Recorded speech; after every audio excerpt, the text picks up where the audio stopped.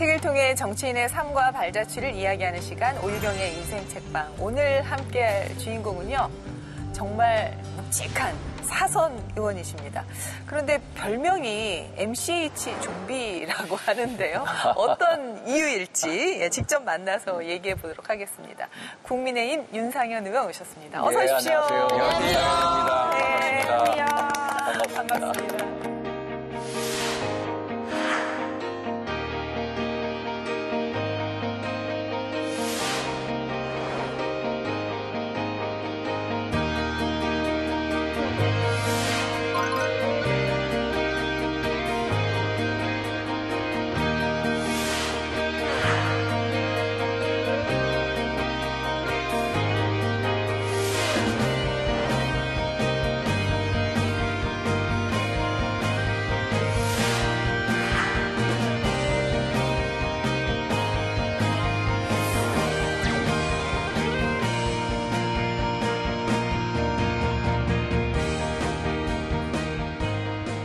근데 의원님, 예. 좀비는 진짜 안 어울리세요. 차라리 그 드라큘라 백작은 어울리시세요. 근데 네. 좀비라는 게 저도 영화를 보면 네. 좀비 가끔 나오잖아요. 네네. 죽이려고 해도 계속 살아나잖아요. 그걸 그렇죠, 좀비라고 하는데 예. 이 미추홀 좀비라는 별명 누가 지어줬냐? 저희 지역구에 있는 민주당 지지자들이 붙여줬어요. 왜 그러냐면 윤상현 얘는 계속해서 공천 탈락을 시켜도 2016년도에도 살아오고 예. 또 2020년도에도 공천 탈락이 됐는데 또 무소속으로 살아오고. 그런데 이제 수도권에서 연속해서 무소속으로 이제 살아온 예. 사람이 제가 유일하다는 그런 설도 있어요. 제가 조사 안 해봤는데. 그래서 그분들이 저를 두고 미추홀 좀비다. 그러니까 이 민주당 지지자분들이 저는 국민의힘 소속이니까 저에 대해서 좀비다, 미추홀 좀비다. 그러니까 MCH가 미추홀의 앞자를 따서 그렇게 된 거군요. 이제 이해됐습니다. 그러니까 민주당 젊은 지지자분들이 저를 부르는 별칭. 약간 애정이 섞인 것 같아요. 애정도 섞여 있어요. 그렇죠? 애정이 섞여 있어요. 네. 의원님 하면 또 미추홀의 아이돌이라는 소문도 있더라고요. 근데 뭐 아이돌 정도는 아니고 사실 미추홀 지역은 연고는 없습니다. 학연이나 혈연이나 지연 연고는 없는데 저희 지역에 들어간 게 벌써 한 20년 가까이 됐을 거예요. 인천이라는 데가 국제화된 도시고 개방화된 도시고 정말로 노무현 대통령께서 예전에 제2의 뉴욕 같은 도시를 만들겠다고 했는데 그러려면 정치인들, 지자체 단체장 중에도 적어도 국제화된 이런 물을 먹어야 되는 사람이 나와야 되는데 그런 사람이 없는 거예요. 그래서 제가 그걸 보고 내가 가서 인천에서 정치를 한번 해보자. 이 국제화된 도시를 만들어 있어서 저의 어떤 역량이나 잠재성이 가장 많이 발휘될 수 있겠구나. 라는 그런 신념으로 들어갔어요. 그래서 아이돌급은 아니고 열심히 해요. 아이돌급. 아이돌급이 아니라 열심히 합니다. 하여튼 사람 만나는 거 열심히 하고 이렇게 인기가 있다라고 하는데 그냥 저는 최선을 다할 뿐이다. 주민들한테 사랑받는 비결이 그 주민들의 사랑받는 비결은 저 자신을 낮추는 겁니다. 저 자신을 낮추고 정치라는 거에 대해서 개념 정의를 새롭게 해야 된다. 정치라는 게 남 위에 군림하는 게 아니라 저 자신을 낮추고 서비스를 제공하는 거다. 정치는 서비스를 제공하는 거. 그러니까 남이 나를 찾아오기 전에 내가 먼저 찾아가는 거. 그리고 그거에 대해서 민원을 듣고 서비스를 제공하는 거. 그걸 통해서 감동을 주는 게 그게 정치다. 그래서 그런 면에 있어서 진정성과 인간미로 해야 된다. 그렇게 하고 있습니다. 오늘 의원님과 인생 이야기가 정말 흥미진진한데요. 오늘 의원님께서 추천하신 인생책은 우리나라에 이런 상인이 있었나? 저는 굉장히 반가웠는데 조선 후기의 의주 상인 임상옥이라는 실제 인물에 대해서 소설화한 최인호 장편소설 상도라는 책을 인생책으로 추천해 주셨습니다. 참 재밌는데 한 가지 흠이 있다면 이게 3권짜리여서 좀 두껍긴 합니다만 페이지는 술술 넘어가는 아주 재밌는 책인데요. 허위평론가 좀 소개를 해 주시죠. 네, 이 책은 개정판입니다. 이 책이 2000년에 출간이 됐는데요. 그때는 5권짜리 책이었어요. 그랬어요? 맞습니다. 네, 저는 5권이었어요. 그 책을 집에 가지고 있는데 고등학교 때 읽었거든요. 근데 이 2000년이라는 시기가 IMF 시기를 우리가 굉장히 힘들게 통과하고 있었고 그런 상황에서 이 상도라고 하는 상업이라고 하는 것에 진정한 길이라고 하는 게 무엇이냐라는 질문을 던진 이 책이 정말 많은 관심을 받았습니다. 그래서 출간된 지 얼마 되지 않아서 100만 부가 판매가 됐어요. 그래요? 그 100만 부 중에 저도 5권을 샀다는 거. 네. 아무튼 이 주인공이 임상옥이라는 상인인데 말씀하신 대로 실존 인물입니다. 이분은 이 중국과 우리나라의 국경 지대에서 이 인삼 무역권을 독점하면서 굉장히 거대한 부를 이룩한 사람이었는데 이 분이 자기 혼자 호의호식하면서 그 부를 다 써버린 것이 아니라 말년에는 자신의 부를 다 사회에 환원합니다. 그런 점에서 멋있네. 굉장히 귀감이 되는 인물이겠죠. 그런 이 임상옥의 삶이 이 상도에 자세하게 담겨 있습니다. 의원님은 이 책을 언제 읽으신 거예요? 저도 아마 그때 히트 칠 때 최인호 선생님의 작품을 참 좋아하거든요. 네. 그런데 저도 5권을 읽었습니다. IMF 때. 그때 제가 여름철 피서를 독서로 합니다. 와, 멋있으시네요. 어디 뭐 산사에 가서 책을 읽는다든지 아니면 집에서 틀어박혀 독서를 하는데 그 딱딱한 책보다는 이런 소설 같은 책을 많이 읽었어요. 역사 소설. 근데 상도라는 책 그때 5권이었는데 딱 이걸 읽으면서 이거다라고 생각을 했어요. 그게 바로 비즈니스는 이렇게 해야 되는 거야. 그걸 느낀 책이었습니다. 그 인생책이 된 이유, 인생책으로까지 추천하신 이유도? 인생책으로 추천하는 이유는 이제 상도하면은 비즈니스의 도다.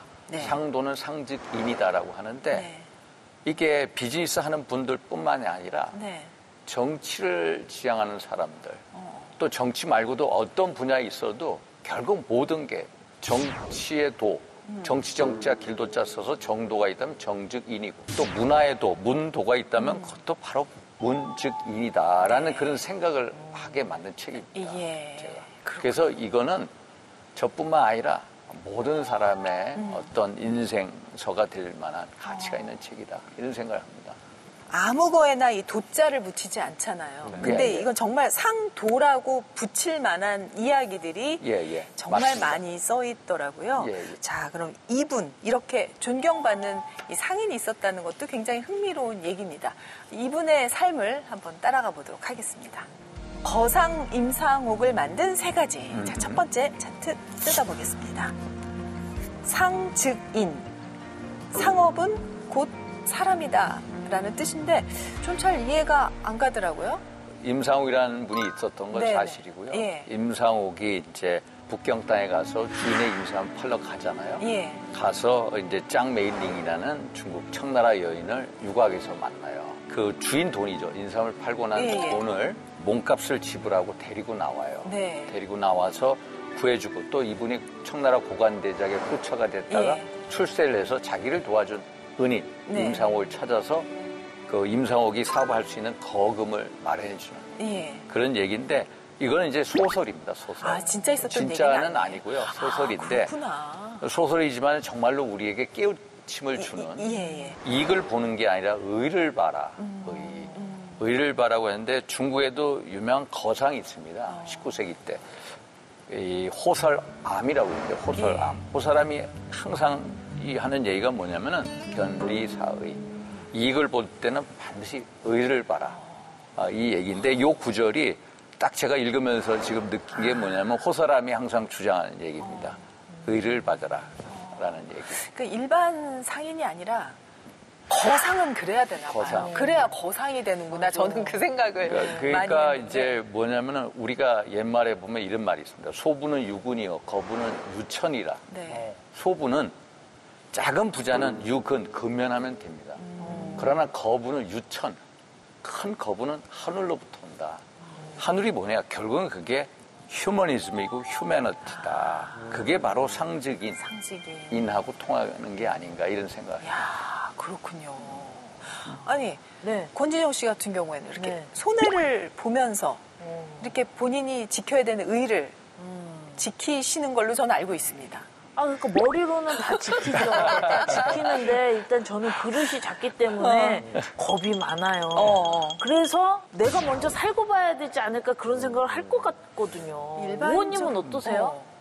그러니까 그거 저도 만약에 그런 입장이면은 곤란할 것 같아요. 거기 보면은 이 중국말로 찌오밍이라고 되는 짱메일링이 구명해달라. 목숨을 살려달라. 막 이 청나라 여자가 막 목숨을 살려달라고 해. 근데 이 사람 입장에서는 그 여인의 아픔에 공감을 하잖아요. 그 아픔에 공감을 하면서 이 여자 일단 살려줘야 되겠다. 그 어떤 국경을 초월한 인간의 발로가 나오잖아요. 네? 그래서 무조건 도와줘요. 도와줬는데 만약에 진짜 상업하는 사람이라면은 야 이거 돈 쓰면은 내가 잘리겠지 이런 속된 그렇죠. 생각을 할 텐데 그게 아니라 우선 이 불쌍한 처지를 보고 내가 살려줘야 되겠다. 완전히 인간의 발로거든요. 아니 거기다가 보통 그러면 여기서도 나오지만 장미령이 이제 소첩은 당신 거니까 따라가겠습니다. 근데 무슨 말씀이시냐. 본인 갈 길 가셔라. 너무 순수하게. 그러니까 이 책에 보면 제 기억으로는 헤어질 때 그런 치마에다가 의주상인 임상호 7자를 써줍니다. 그리고 헤어집니다. 헤어졌다가 여자가 너무너무 고마운 거라.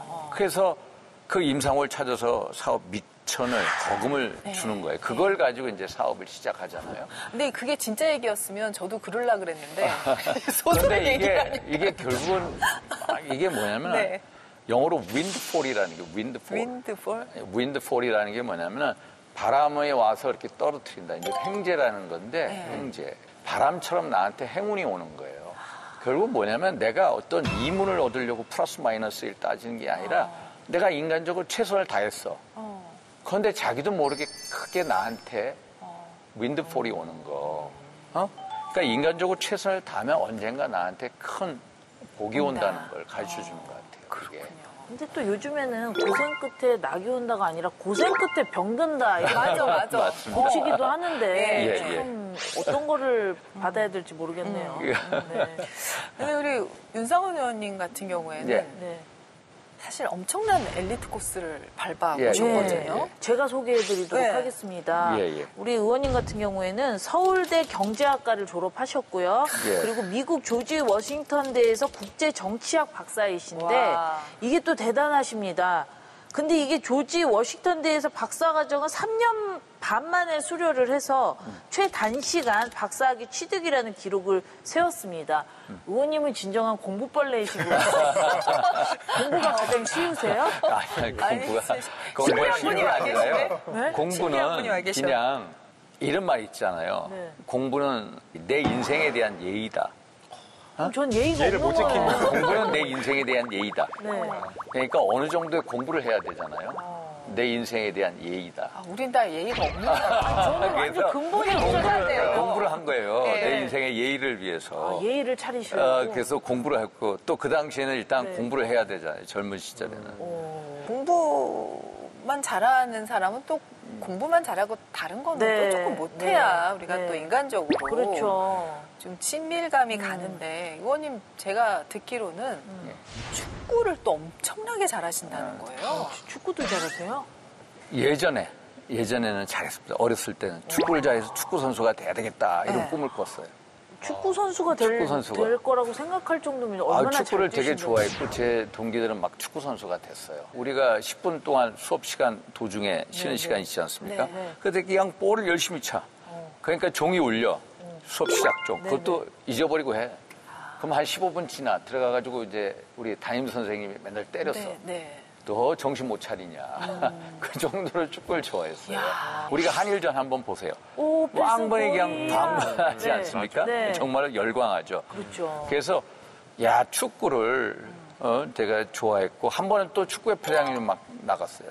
축구협회장이 나가가지고 옛날 정몽준 의원하고 볼 차다가 정몽준이 윤이 형 볼 잘 차네. 그래서 저 축구 좀 예전에 좀 좋아했습니다. 그때 축구협회장 하려면 나한테 와. 그래서 축구협회장 하겠다고 갔다가 축구계가 그 당시에는 한 10년 전에는 축구계 심판들 승부 조작 이런 게 많았어요. 그래서 축구계를 개혁을 해야 되겠다. 그래서 축구 외 축구계 외에 있는 사람이 들어가야 내가 가서 한번 해보자라는 생각을 가지고 했는데 전 대한민국 축구계 거장을 뽑는 그 선거를 대의원들이 해요.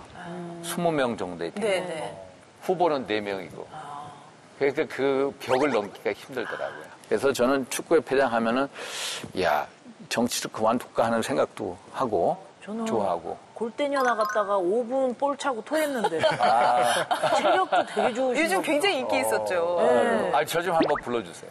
골대녀에? 그럼 여장하고 그녀들만 나갈 골대녀. 저 좀 한번 불러주세요. 골대녀에. 의원님은 그렇게 공부를 많이 하시고 뭔가 학자의 길을 또 가셨을 법도 한데 원래 정치인의 꿈이 있으셨어요? 저는 원래 없었습니다. 저는 원래는 외교관이 꿈이었어요. 제가 학교 다닐 때 영어도 잘한다, 불어도 잘한다 해서 외국어에 대해서 관심이 많았어요. 중국어 공부도 하고 러시아 말도 하고. 그래서 외교관이 돼야 되겠다 이런 생각도 하고. 대학교 3학년 때 1차 시험 붙고 천재시구나. 그래서 외교관이 해야 될까 말까 하다가 아니다. 길을 바꾸자 해서 이제 교수의 길로 갔고 또 교수의 길로 갔다가 제가 서울대학교 경제과 나와서 외국 가가지고 그 당시에 막 미국에서 영어로 티칭하는 사람이 거의 없었어요. 그래서 서울대학 전임으로 들어오려고 하는데 제가 경제과 나와서 국제정치학 공부를 했어요. 그럼 국제정치학 공부하면 이 교수 TO는 이 몫이 경제과가 아니라 국제정치, 소위 말해서 그쪽의 TO예요. 그래가지고 막 전임 시험을 쳤어요. 그래서 만장일치로 다 뽑혔어. 그런데 그거 제가 뺏으려고 하니까 도저히 그쪽 전임 교수님이 죽어 안 된다.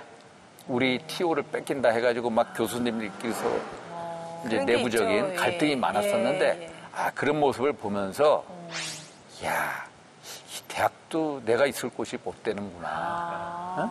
그리고 그 당시에 이제 이해창 전 한나라당 총재님의 외교안보 문제를 좀 옆에서 거들었어요. 그게 인연이 돼서 정치로 나가는 게 좋겠다. 그래서 정치로 갔습니다. 아니 이렇게 가끔 뭐든지 잘하는 분이 어쩌다 한 번씩 있는데 오늘 눈으로 처음 뵀네요. 저도 너무 신기해가지고. 어떻게 이렇게 혼자 다 잘하시지? 입이 안 다물어져. 약간 세상에 이런 일이 보는 느낌이에요. 그러니까. 근데 의원님이 딱 생각날 때 일요일의 남자라는 그 수식어구가 생각이 나는데 그게 원내 수석 부대표 시절에 일요일마다 브리핑을 하셔갖고 그게 기자들 사이에서 엄청 화제가 됐었어요. 그 일요일의 남자라는 게 뭐냐면 그 당시 2013년도에 박근혜 정부 초기인데 일요일마다 브리핑을 했어요. 그 당시에 저는 무슨 생각을 했냐면 박근혜 대통령의 성공이 대한민국의 성공이고 그게 국민의 성공이다. 그러기 위해서는 당이나 정부나 청와대나 컨트롤 타워가 없어요. 그 당시에. 그래서 제가 원내 수석 부대표를 하면서 전국을 이끌고 또 대국민 메시지를 내고 그러면서 어떤 일요일마다 브리핑을 꼭 했어요. 기자들한테. 일종의 서비스 개념으로.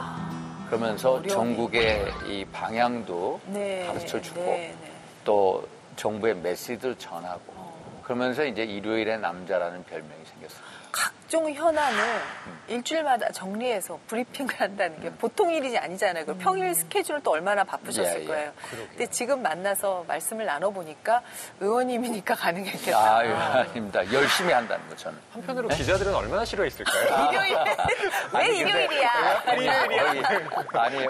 허위 비평가님 기자들은요 매일 이 로테이션 돌거든요.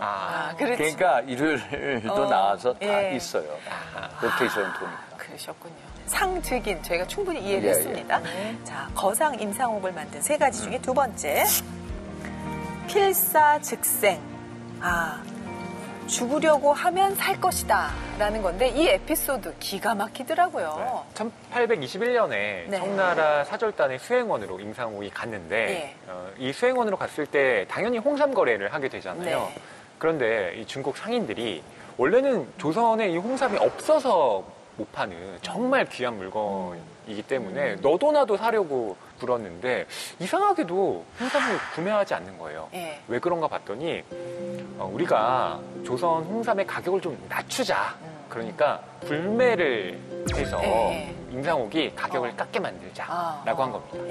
그러면 보통 상인들의 입장에서는 그래 우리가 맞춰줄게. 이 정도 가격은 괜찮지? 라고 하겠지만 임상옥은 그러지 않았습니다. 자신이 가져온 홍삼을 전부 마당에 모아서 불태우기 시작합니다. 그래서 중국 상인들이 깜짝 놀래요. 이 귀한 걸 왜 불태우냐고. 나는 너희들에게 팔지 않겠다. 차라리 그럴 거면 이렇게 다 태워버리겠다라고 하니까 중국 상인들이 화들짝 놀라서 그럼 당신이 원하는 대로 해주겠다라고 하면서 이 자신이 어떻게 보면 죽을 뻔한 위기를 삶의 기회로 바꾼 결정적인 순간이었죠. 경제학 박사로 보셨을 때 이 아주 탁월한 지금 선택 아니었어요? 그게 경제학적으로 보면은 수요와 공급의 법칙. 당연한 거다. 그러니까 한국산 인삼이 필요한데 쟤네들은 어떻게든 인삼 가격을 낮추려고 하잖아요. 맞아요. 그러니까 그거에 대해서 가격을 맞춘다. 이걸 해글링이라고 영어 프라이스 해글링을 하는 게 아니라 아예 없애버리는 거라.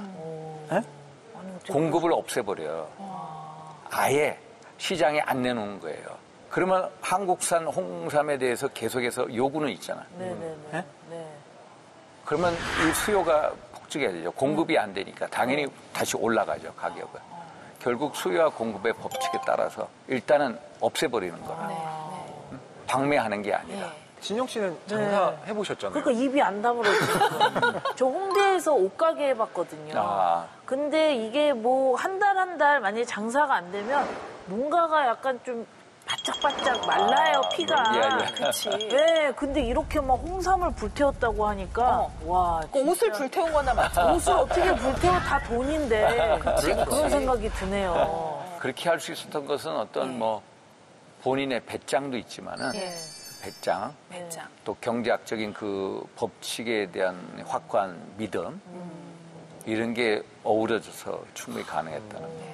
의원님 사선이시니까 국회의원 그러니까 14년 지금 드신 거죠? 예. 그렇죠. 예. 그 중간에 여러 정치 역정을 겪으셨잖아요. 많이 겪었습니다. 혹시 필사즉생 뭐 이런 선택 있으셨습니까? 제가 또 예전에 박근혜 대통령 측근이었고 또 그 속에서 어떤 이제 여러 가지 정책 격변화에서 나는 끝까지 이제 그분을 보호해야 되겠다. 죽더라도 이 길을 가야 되겠다. 당시 우리 당이 갈라지지 않았습니까? 탄핵을 가지고 이제 나뉘어졌거든요. 그래서 저는 그 당시에 이 탄핵이라는 게 대통령 개인에 대한 탄핵이 될 뿐더러 또 체제에 대한 자유민주주의 체제에 대한 탄핵이 될 수도 있다. 어떤 신의를 지키는 게 나의 기본적인 도리다. 해서 끝까지 지켜야 된다. 그때는 이제 필사즉생으로 간 적도 있었습니다. 그러시군요. 그때는 그 선택은 쉽지 않은 선택이었죠. 예. 그러셨군요. 근데 그때 제 지역에서 그 당시에 제가 2016년도에 무소속으로 왔거든요. 무소속으로 와서 저를 압도적으로 지지를 해줬어요. 그 당시에 저를 지지하는 분들이 저한테 되게 뭐라고 그랬어요. 너는 왜 박 대통령을 끝까지 따라가냐. 저한테 많이 비판하고 젊은 사람들이 그랬는데 결국은 주민들은 뭘 보냐면 그 사람의 어떤 인간성을 봅니다. 어떤 정치 판단, 정치에 대한 길게 보면. 입장이 아니라 그것보다는 이 사람이 인간적으로 됐냐 안 됐느냐. 그런 면을 보고 다 또다시 이렇게 안아주는 거. 그걸 보면서 나의 어떤 정치 철학. 결국 정도. 정치 정자 길도자 정도는 정직인이다. 휴머니즘이고 인간이다. 결국 나는 인간을 끝까지 내가 한다. 지킨다. 그런 게 맞았다라는 걸 그때 또 느꼈어요. 길게 정치하시는 분이 그게 꼭 필요한 덕목이 아닌가라는 생각이 듭니다. 그 여기에 이제 임상옥이라는 거상에 대한 이야기가 나오는데, 그러니까 상술이 아니고 수완이 아니고 어떻게 보면 이분은 거의 도 같은 물리 같은 사람이다라는 생각이 들었는데 의원님께서는 이 상인을 어떻게 평가하세요? 예를 보면은 이제 임상옥의 유명한 일화 중에 뭐가 있냐면 이제 장기적인 안목을 보잖아요. 그런 얘기 있잖아. 똑같이 일량을 세 사람한테 주지 않았습니까? 한 사람한테 돈을 줬더니 대장장이 그 사업을 해가지고 이제 이문을 남겨오고, 또 한 사람은 이제 소금 사업을 해서 염전을 몇 개 하고, 또 한 사람을 와서 보니까 이 사람은 이윤을 가져온 게 아니라 돈을 다 썼다는 거예요. 그런데 이 사람이 넉살 좋게 돈을 더 빌려달라고, 1000냥을 빌려달라고 해서 1000냥을 빌려줘. 너 그러면 1년 후에 가지고 와. 그때는 이 사람이 1년 후에 안 와요. 몇 년 후에 와. 근데 이 사람이 올 때 뭐냐면은 인삼을 가지고 온다는 거 아니에요. 인삼을. 엄청난 인삼을 불려가지고 왔다는 거 아니에요. 그러니까 이 사람은 돈을 쓸 줄도 알면서도 투자까지 생각한다. 사람을 볼 줄 안다. 투자까지. 그러니까 이 먼 안목을 이렇게 보는 거. 예. 어떻게 보면 사람은 돈을 쓸 줄 알아야 돈을 벌 줄 알잖아요. 장기적인 안목에 있어서 어떤 투자의 개념을 생각을 했고 돈 쓴다고 해가지고 다 그 사람 버리는 게 아니라 돈 쓰는 사람이 돈 벌 줄도 알고 그래서 투자까지 생각해서 돈을 만들어 오는 거. 예. 그래서 긴 안목으로 봤다는 거. 지금 강의를 저희가 잘 듣고 있잖아요. 강의요? 그래서 약간 좀 쉬는 타임을 가졌으면 좋겠거든요. 예.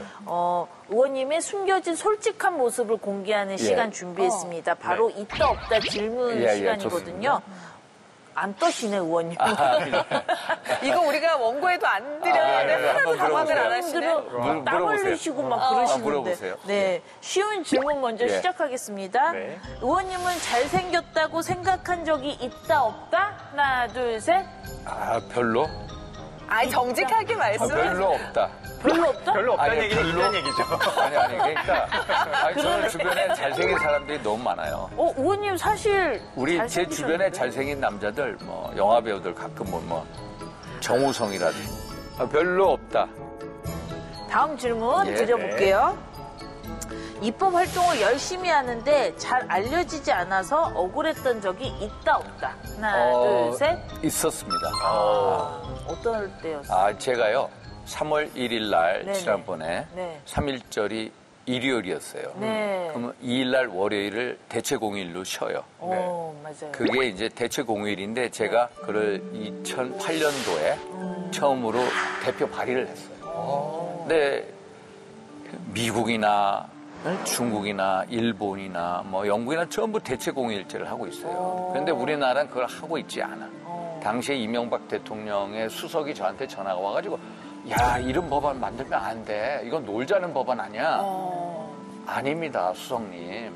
이 법안은 오히려 휴일을 하루 더 줌으로써 어떤 소비 진작을 시키고 어떤 마음의 여유를 가지게 하고 생산성을 향상시키는 경기 활성화 법안입니다. 막 호소를 했어. 그래가지고 대통령께서 한 3년 후에 그거를 제걸 받아들였어요. 맞다. 그래가지고 결국에는 이게 이 박근혜 대통령 때 대체공휴일이 통과가 됐어요. 그런데 제가 이거를 대표 발의라고 제가 하니까 다른 의원들이 쏜살같이 와가지고 몇 개월 후에 이런 유사한 법안 이걸 만들어가지고 했는데 대한민국의 원조예요. 원조. 대체공휴일 하면은 윤상현이다. 이런데 그걸 몰라.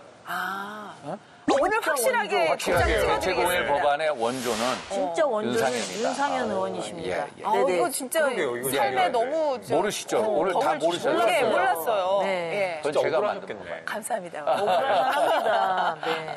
세 번째 질문 드려볼게요.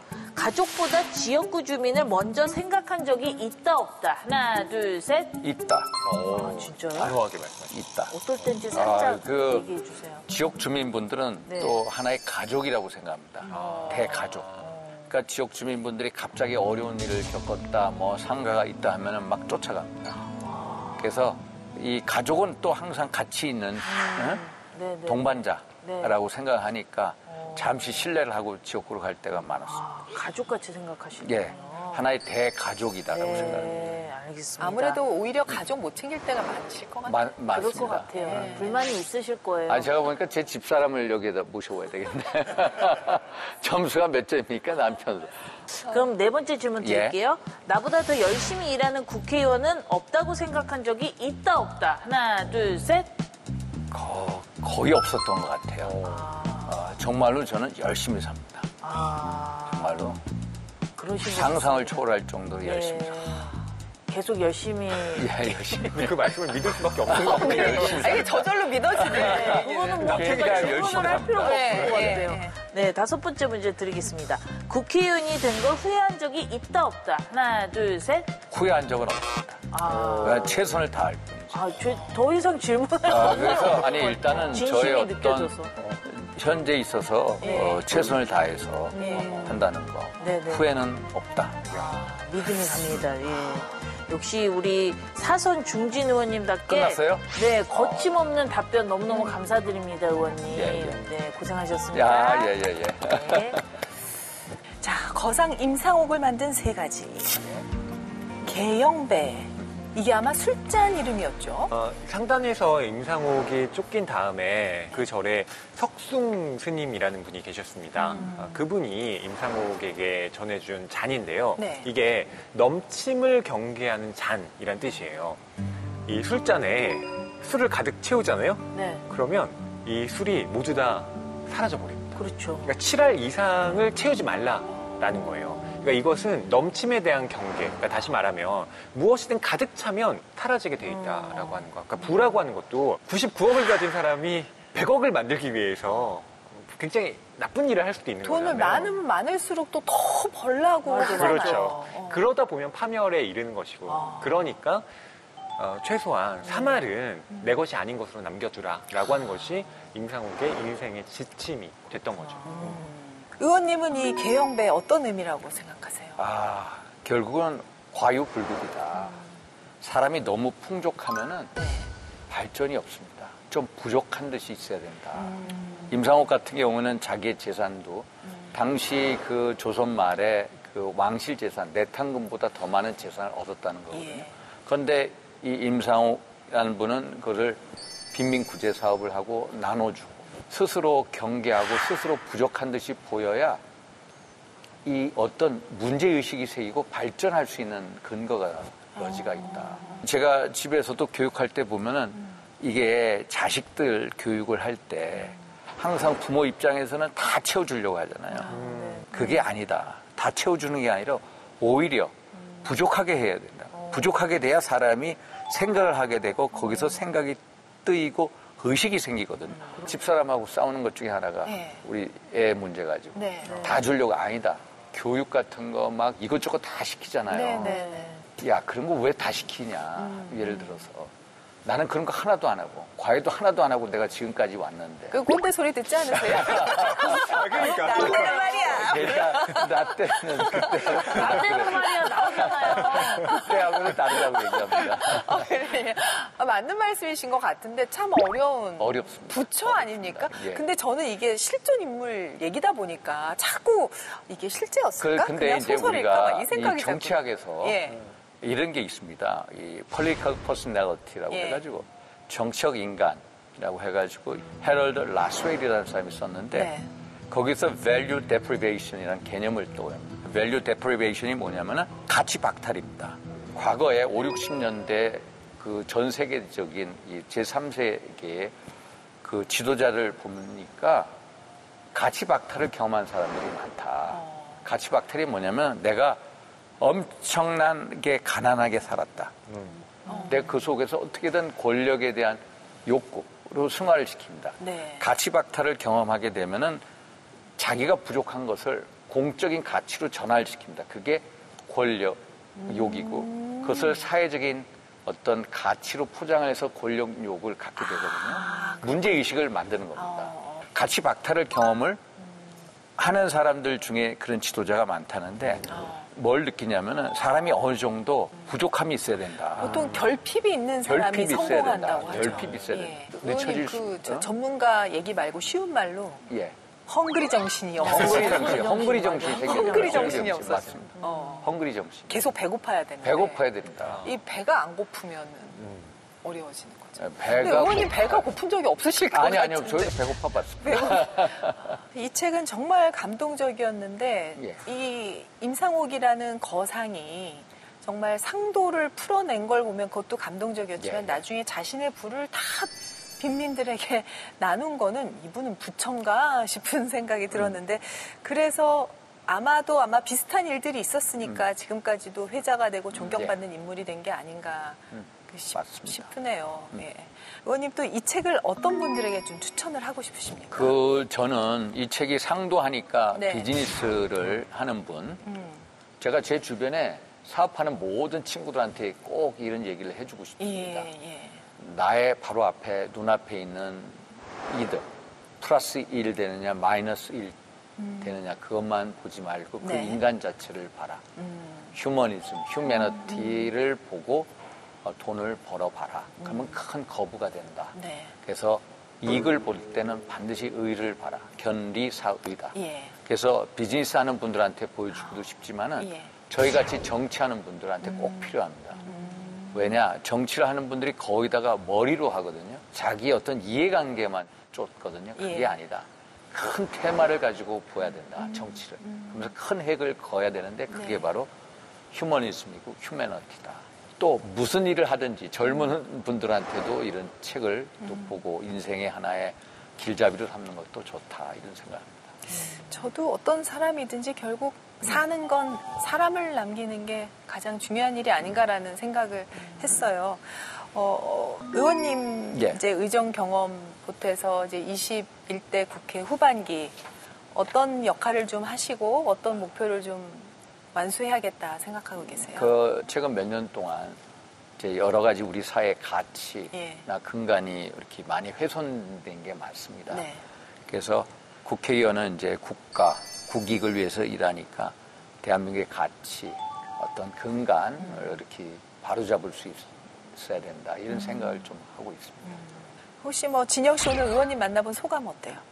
의원님은 걸어다니는 내이윤.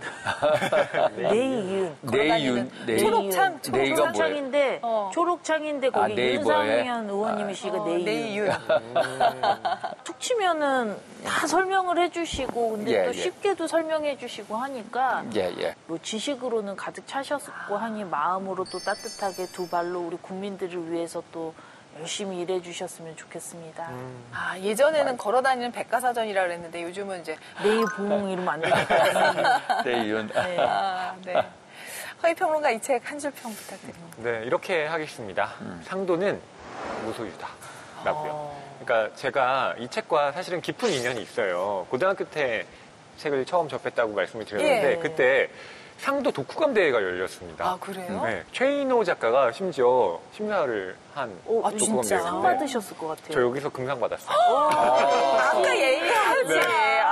그랬군요. 이 상도 그 당시의 제목이 제가 상도는 무소유다라고 해서 독후감을 썼거든요. 상도는 무소유다. 근데 이 왜 무소유라는 게 왜 그랬냐면 결국 돈을 계속 쫓으려고 하다 보면 돈은 계속 도망간다라는 거죠. 그러니까 임상옥 같은 경우는 당장의 돈을 쫓은 것이 아니라 결국엔 그보다는 더 큰 것. 그러니까 돈을 소유하지 않음으로써 사실은 더 넓은 것을 품은 결국엔 그게 사람이라는 건데 그런 정신을 구현하고 있다라는 요지로 썼거든요. 그랬더니 최인호 작가가 뽑아주셨더라고요. 설마 그게 고등학교 때 그런 큰 생각을 하셨단 말이에요? 이 책을 보고 생각했다는 거죠. 그때가 고등학교 때였어요. 네. 저는 최인호 선생을 좋아해가지고 말년에 이분이 암으로 타계하셨죠. 암으로 타계하시기 전에 마지막 작품이 눈물이었어요. 눈물. 이분이 천주교 신자인데 계속해서 눈물을 쏟는 거예요. 기도를 하면서.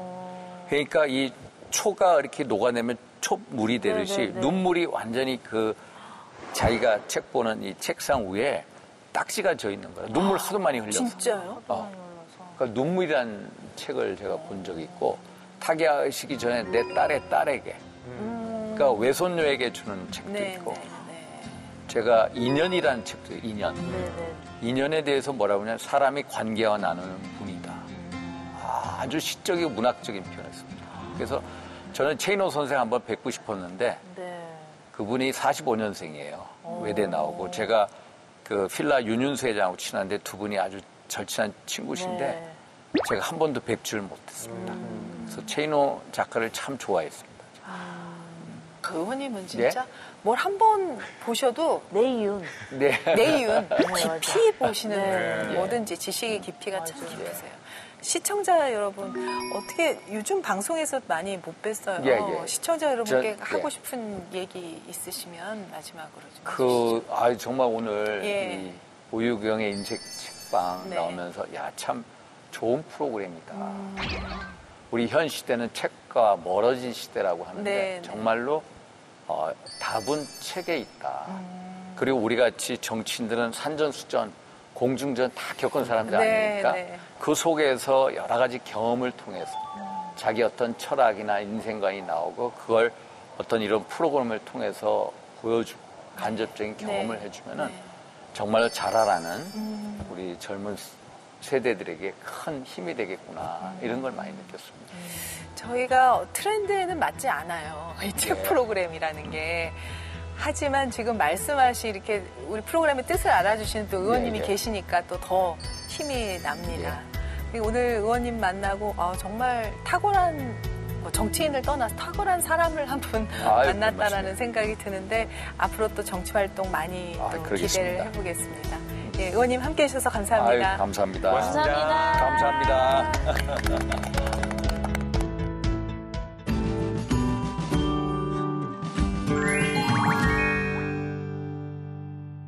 안녕하세요. 국회도서관과 함께 다양한 책을 소개해드리는 오늘 모익지의 홍재경입니다. 오늘은 각계 전문가의 도서 리뷰를 만나보는 코너 금주의 서평과 최근 화제가 되고 있는 책도 놓치지 않고 준비했는데요. 그럼 먼저 주목받고 있는 문학 분야 도서부터 만나러 가보실까요?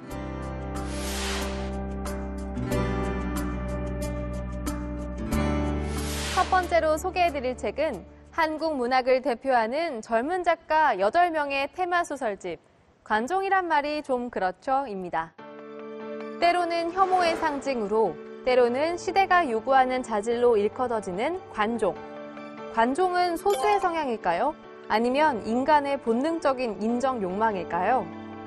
책에는 좋아요, 알림 설정, 많은 관심 부탁드립니다를 외치는 유튜버, 관심에서 벗어나고 싶은 연예인, 부모의 지나친 관심, 타인에게 선택되는 삶을 위해 연출된 삶을 살기로 한 사람, 그리고 국가폭력에 희생당한 피해자들과 그들을 관종이라 말하는 사람들의 이야기가 담겼습니다. 사람들에게 관심받고 싶어하는 또는 관심받기 싫지만 관심을 받게 되는 관종된 사람들과 관종하며 바뀌어가는 세상의 풍경에 대해 그려나간 8편의 소설. 우리 사회 다종다양한 관종의 삶에 대한 이야기, 책 관종이란 말이 좀 그렇죠?입니다. 다음으로 김영하 작가의 작별 인사를 소개합니다.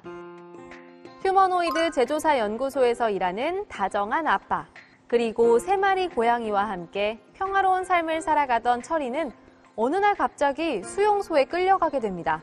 자신을 인간이라고 믿었던 철이는 인간이 아닌 등록되지 않은 로봇이라는 이유로 수용소로 보내지는데요.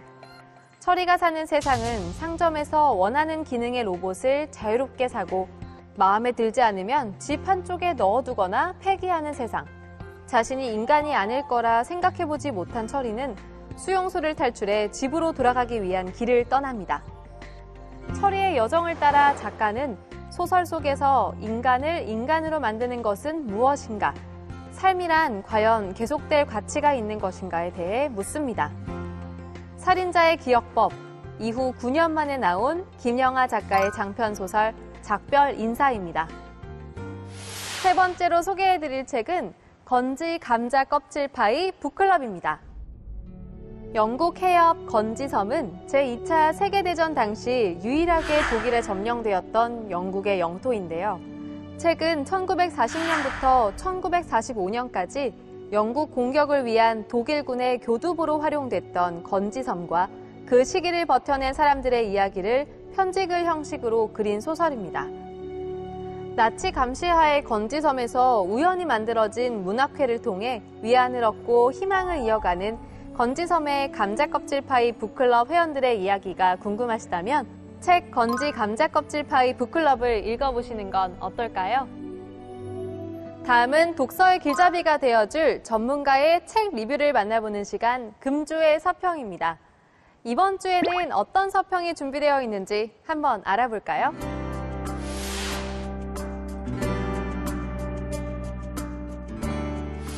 첫 번째 서평책은 조지프 나이 교수의 책 권력의 미래입니다.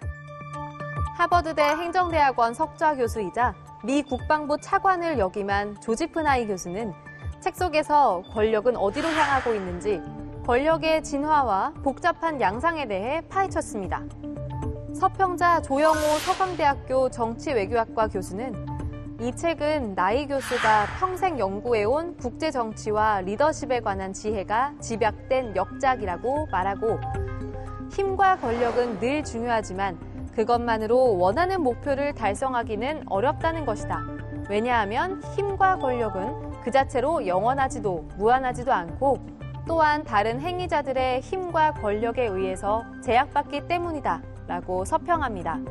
소프트 파워 리더십은 어떻게 세상을 바꾸는지, 초연결 시대가 불러온 권력 분산은 왜 위험한지, 유례 없는 권력 분산의 시대에 과연 누가 리더의 자격이 있는지 묻는 책, 권력의 미래입니다. 두 번째 서평책은 레나르트 위트베이의 스웨덴식 전략적 사고입니다.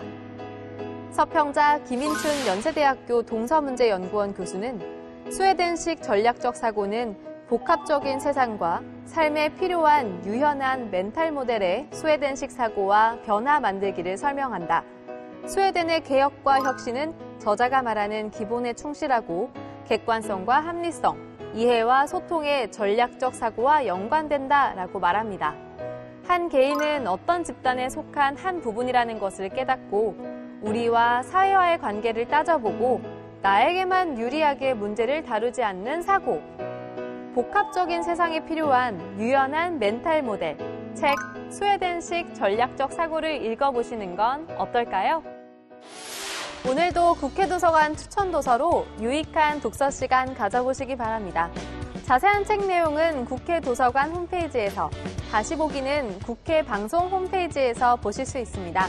저는 다음 주 새로운 책으로 여러분을 찾아뵐게요.